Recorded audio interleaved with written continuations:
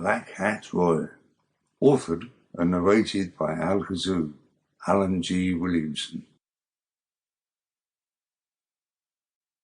Part 1. Introduction.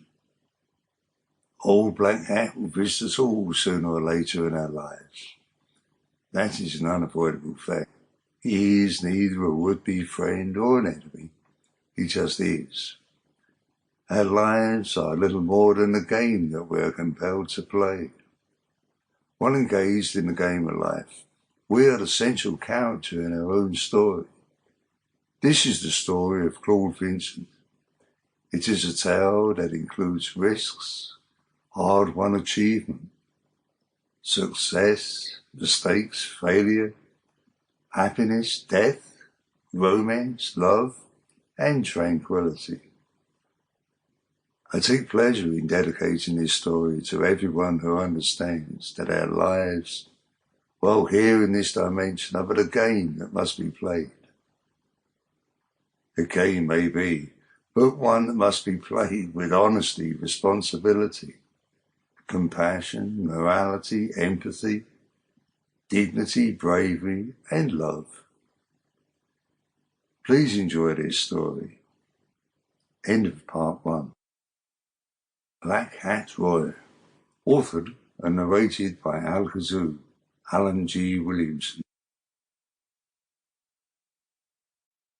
Part 2. The Chess Club, Black Hat Roy. Claude Vincent woke early that morning. He prepared for himself and then consumed a hearty dish of hot porridge, laced with a large spoonful of lion's golden syrup. Although the time of year was almost April, and small green leaves were beginning to appear on the tree outside his window, the clear morning brought with it a late but sharp frost. Even the insides of his windows were frozen up. He washed and shaved and then dressed.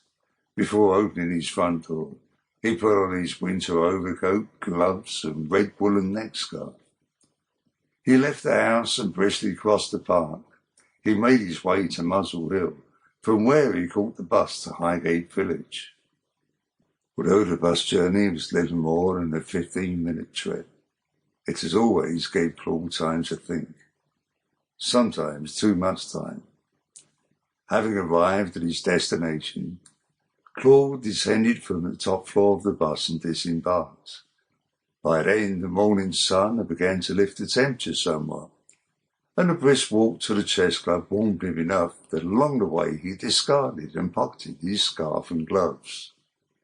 He pushed open the door of the chess club, and that old bell that had once resided above the entrance of a posh milliner's shop up west sounded its discreet but audible signal. Although the club was far from being a fancy tea room, fresh cakes, bottled, or hot tea and coffee was served throughout the day and early evening.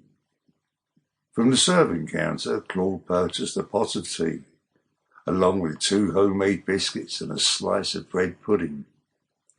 He picked up from a table by the door a copy of the daily newspaper, and then seated himself at an empty table that offered a vantage point where he could survey both rooms. In the front room, 2 of the regular gentlemen were already heavily engaged in a ball match.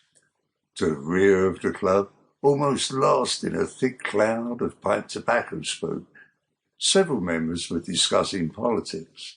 However, Claude was not there to enter into discourse with regard to the government of the day or philosophical concerns. He was there to play chess, and chess only.